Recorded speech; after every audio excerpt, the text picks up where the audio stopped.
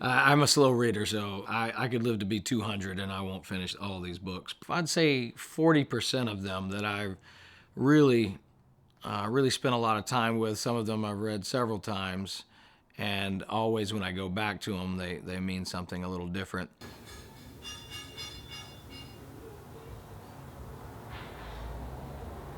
What would we be without literature? I mean, we are essentially storytelling creatures. If I asked you who you are, you're going to give me a couple of those little identity markers, demographics and whatnot, but you're largely going to tell me a story. Making tools and telling stories. That's what the whole human project is. Once I discovered the love of forging iron when I became a blacksmith, I started to think about the nature of work differently. Growing up reading philosophy and science, we hear about our species as Homo sapien, the person who knows, the knowing animal.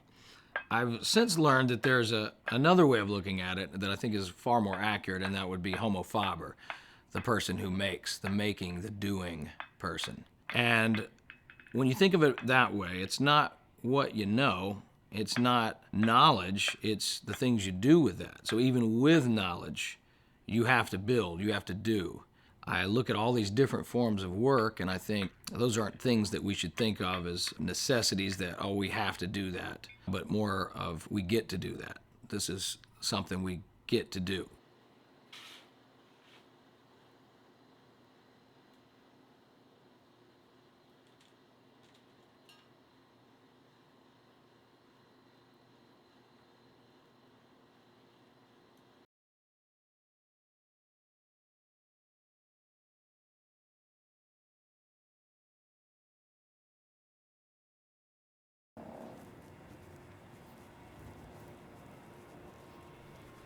When I first read Richard Wright, Native Son, there's a character in there, Bigger Thomas.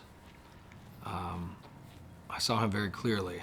I had sort of a Bigger Thomas once in my life.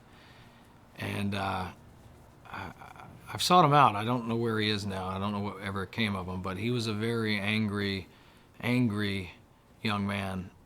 People were scared of him. What kind of society creates this kid? Milton was his name. Who makes the Miltons of the world? How do we get there?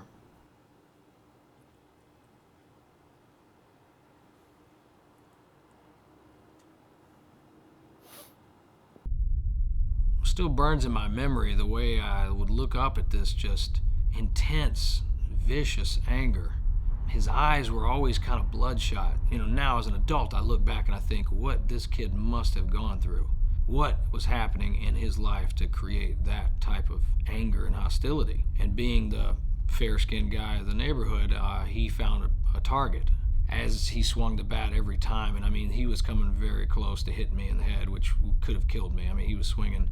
He was a really strong kid, and he was just like honky, cracker, swinging at me, just racial terms, nothing else.